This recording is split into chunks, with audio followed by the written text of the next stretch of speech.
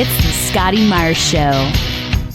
Hey, welcome to this week's edition of the show. How's it going? Hopefully, you are having a fantastic week so far.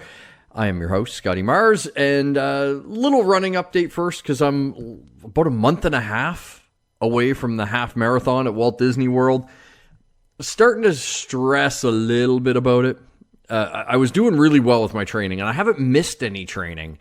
But I was running on Saturday, and I was trying to do like a 14, 15K run, and I ended up having to stop at around 13K. I made the mistake of going up some stairs during the run, and that really taxed my hip a little bit. And they were those long stairs, not really good for running up. And that kind of freaked me out a little bit that I had to kind of pull up at 13. I probably could have kept pushing it, but I was like, it's better to err on the side of caution here and not really hurt myself. But at the same time, I was kind of like, I really wanted to get further. And I'm hitting the road for 2 weeks. I fly out Sunday. There'll still be shows. I'll still be recording podcasts from the road. But I'm just sitting there going like, okay, I'm going to be on the road working. Where can I get long runs in? So starting to stress a little bit. So I think I'll be able to pull it off. I may be doing the video update from an ambulance or something after the half marathon, but I do plan on finishing it. And then to add to my stress, I was reading they have these ladies that kind of run at the back of the pack at the half marathon, and they have balloons. And if you fall behind the balloon ladies, they just pick you up in a truck. They just flat out pull you off the course.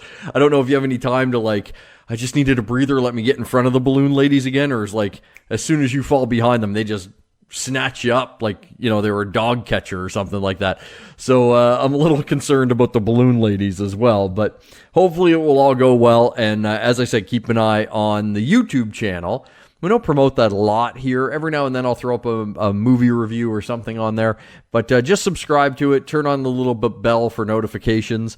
And we will have some video updates before and after the half marathon. So if you want to see how that happens, how that all goes down, just subscribe over there. Scotty Myers Show on YouTube.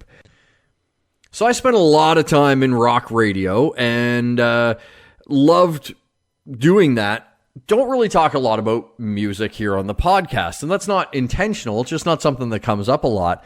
But 2020 is shaping up to be an amazing year for concerts, and it's also shaping up to be the year of the reunion.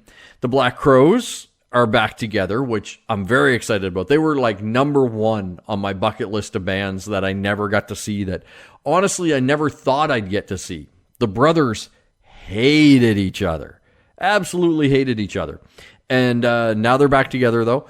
Out on tour. Some people are saying it's a money grab. I could give a shit. It just means I get a chance to see the Black Crowes, so I'm excited about that. And then, hands down, my favorite band of all time decided to come out of retirement for a tour next summer. Motley Crue is back.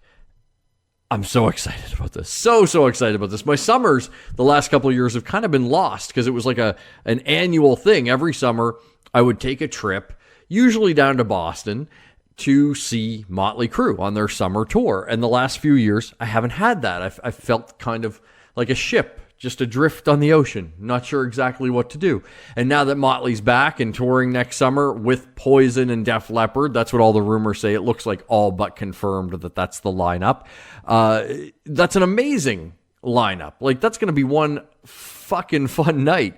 So really looking forward to seeing them. And I've had a couple people ask me if I'm upset at Motley Crue for going back on their word, right? They did their farewell tour. They signed this contract that said they would never tour again.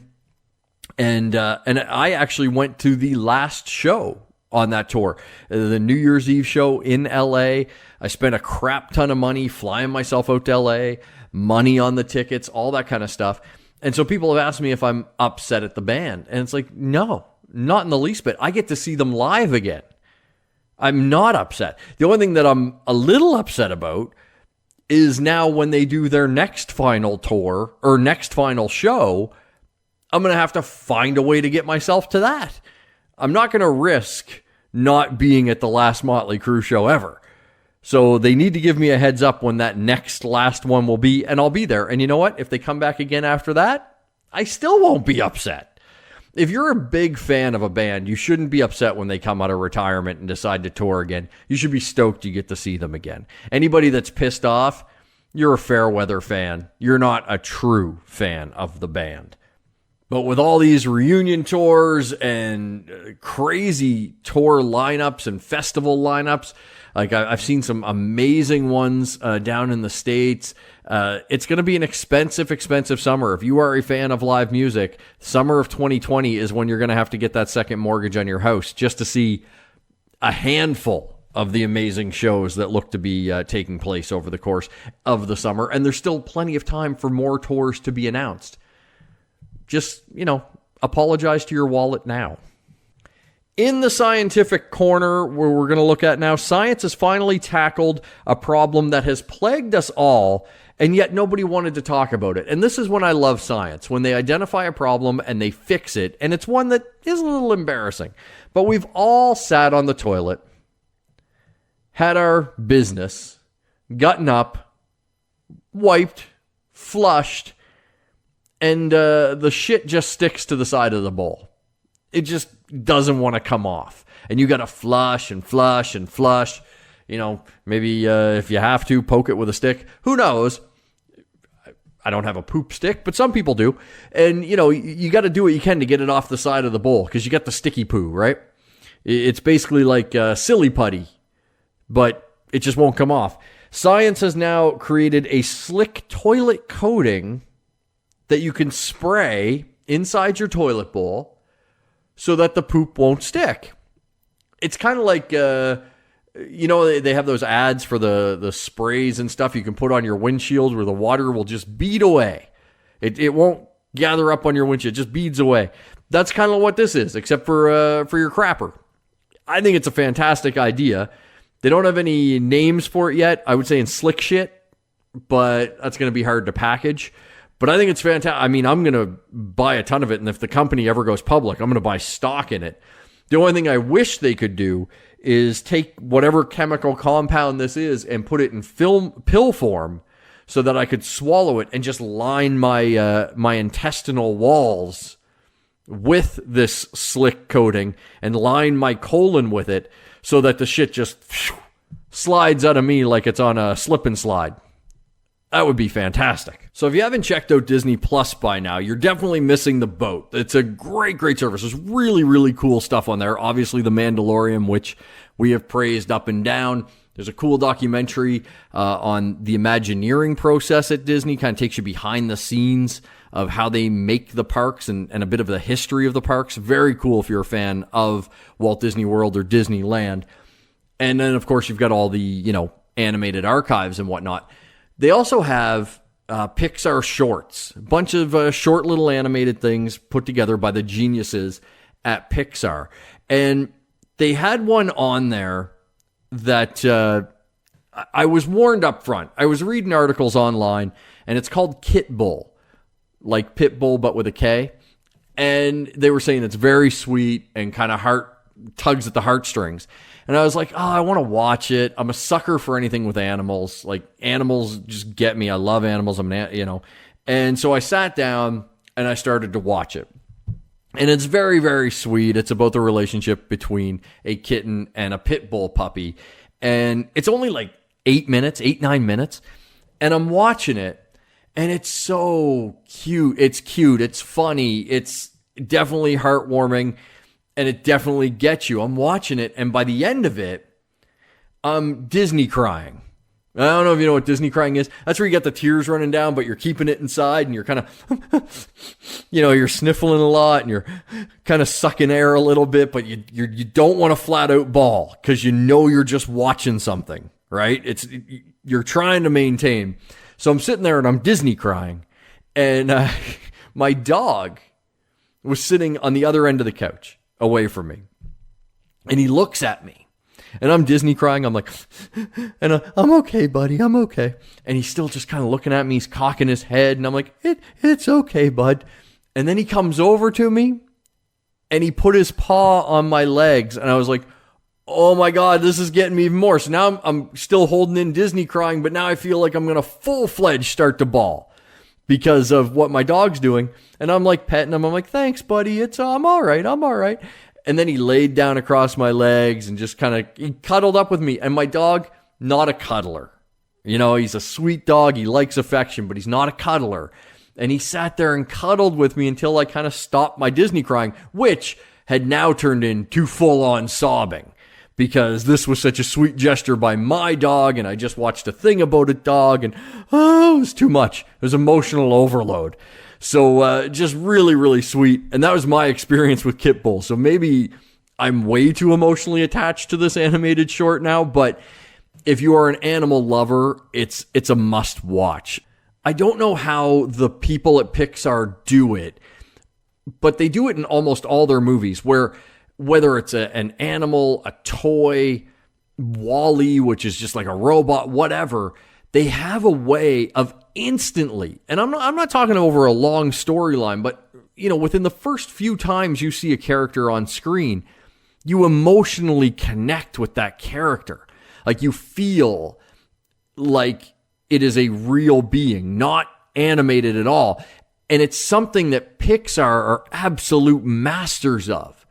You know, you think about the Toy Story movies and the Cars movies. These are all inanimate objects that Pixar has managed to bring to life to the point that we really, really care about them. And Kitbull is no exception. As soon as I saw the kitten, I was emotionally invested in that kitten. And then the Pitbull puppy shows up, and it didn't take me long to get emotionally invested in him. And then I wanted to know where their story went. And it's such a sweet story. And again, told in under 10 minutes. Absolutely amazing work by the folks at Pixar. So if you have Disney Plus and you've got a little bit of 10 minutes to spare, watch Kitbull. But I warn you, you're probably not going to be in a good shape to go out immediately afterwards. You're going to need a few minutes. So even though it is only about 10 minutes, give yourself a half hour, a solid 20 minutes to decompress so that when you leave the house or you see somebody, you look normal again. On to our off story of the week. A story where you read the headline and you just go, oh, for fuck's sakes. A man in Tennessee sued Popeye's Chicken because they were out of a chicken sandwich. And he went to multiple locations and they were out of them. And now that lawsuit is going to trial. Popeyes refused to settle. Good for them.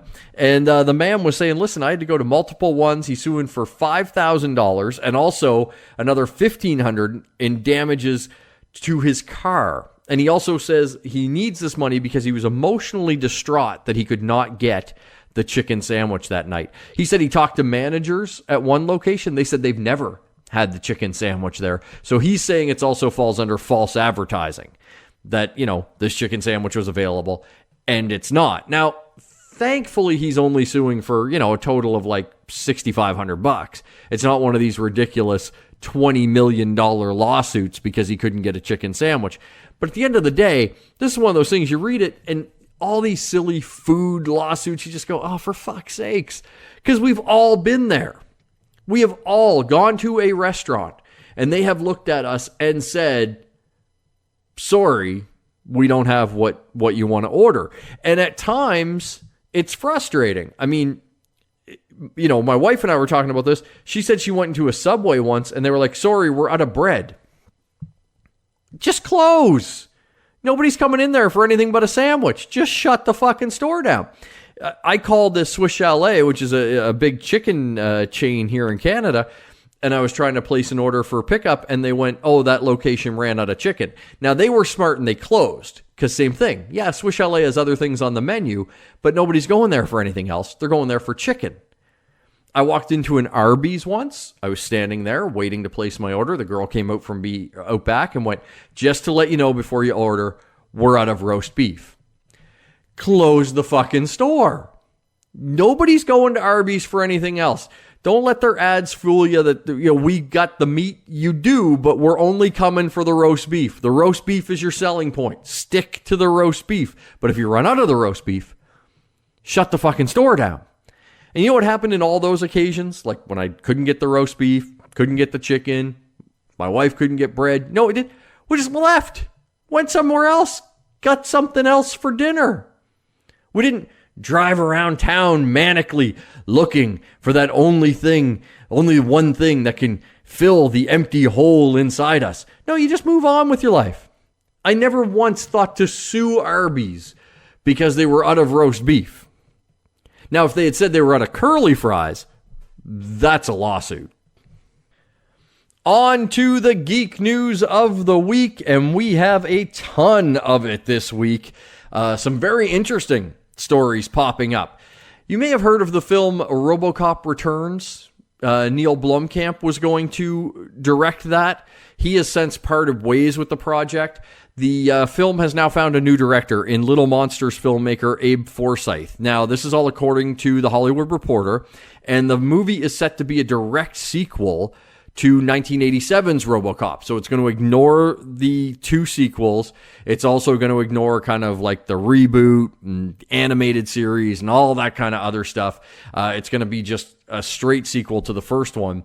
And this is kind of an interesting time to make a RoboCop movie. There's a big resurgence in R-rated films. Everybody's like, oh, like Deadpool, Joker. They're hoping the Black Widow movie is going to be R-rated.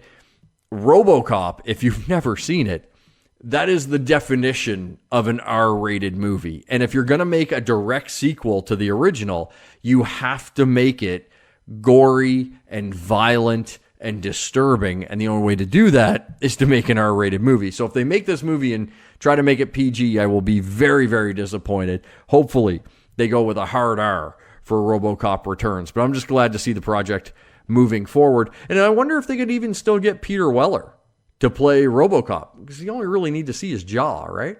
Sure, it still looks all right. Speaking of movies that we thought may have been dead but have been resurrected, Star Trek 4 is back on. You may remember a couple of, maybe almost a year and a bit ago, they were talking about making a fourth Star Trek movie with Chris Pine and Zachary Quinto and the cast there, and it all kind of fell apart. And then there was talk Quentin Tarantino was going to do the next Star Trek.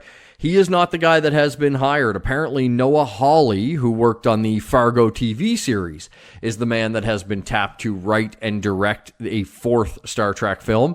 And from early reports, it looks like most of the cast is on board to return, including Chris Pine as Captain Kirk. And I think a little bit of this might be coming from the fact that Chris Pine doesn't really have his own franchise. I enjoy the guy. He's a very good actor. He's in the Wonder Woman films as Steve Trevor, but Chris Pine's a guy that should be a lead superhero guy. He's got those looks. Like if he was cast as Green Lantern in a Green Lantern film, fantastic. Maybe he's cast as Daredevil. If they ever took a Daredevil to the big screen again and moved on from the TV show, he could pull off a Matt Murdock. There's lots he could do, but he's a guy that needs a franchise. So I think that's why he's coming back to do another Star Trek.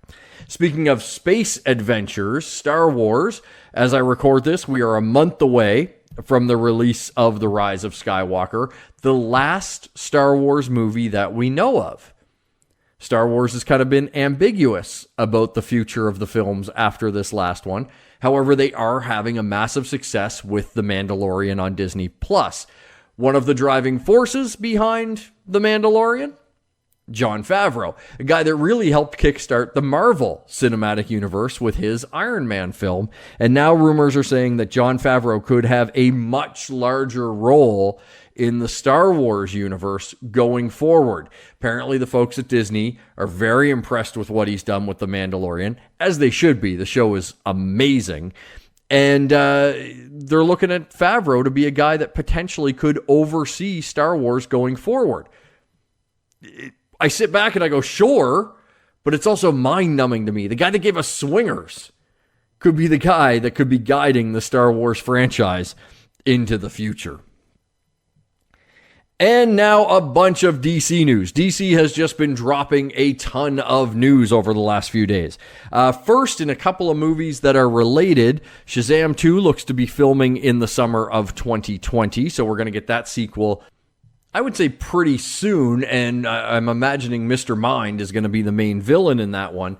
But the villain that everybody associates with Shazam, Black Adam, of course, rumored forever to be getting his own movie, it's finally really moving forward. We're finally going to see The Rock in a superhero film, and we now have the release date for Black Adam. It's going to be coming out December 22nd, 2021. So not that far off, actually. So they must be pretty far along in pre-production, at least with a script, to have a release date that soon. One of the things that's been going on with the DC Universe is kind of been the up-in-the-air status of Henry Cavill as the Man of Steel. Cavill, perfect when you look at him as Superman, and he was fantastic in Man of Steel and Batman vs. Superman and Justice League.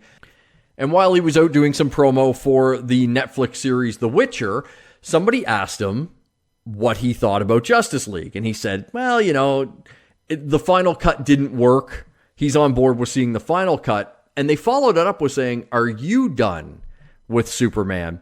And that's kind of been up in the air. And Cavill flat out came out and said, no. Now, he's not contracted to do anything else with Warner Brothers, but he said he still wants to be Superman. He still feels like there's a lot of stories to tell with Superman, and he was kind of just getting into his groove as the Man of Steel and wants back in it. If I'm an executive at Warner Brothers, I take him up on this offer. Henry Cavill is perfect as Superman, worked really well with Gal Gadot's Wonder Woman, worked very well with Jason Momoa's Aquaman. I know they've kind of said that group films are on the back burner right now, but you have a perfect casting there with Cavill as Superman. I would keep him in the role as long as I could. As long as he wants to be Superman, I would have him there. And speaking of future potential DC Comics movies, of course, the Joker made over $1 billion, so why wouldn't DC want to make a sequel? Rumor came out today that Todd Phillips had a meeting with DC, and not only have they greenlit a Joker sequel that Todd Phillips will write and direct, like he did the Joker, apparently Todd Phillips asked if he could do origin stories for a bunch of DC villains, and supposedly he left the meeting with the go-ahead for 2 or 3 more villains. So let the speculation begin. If this story is true, it is kind of rumor right now, but let's just say they gave him the go-ahead for 2 or 3 more villains. Who could he be working on? And based on his work on Joker, who do you think his style would fit?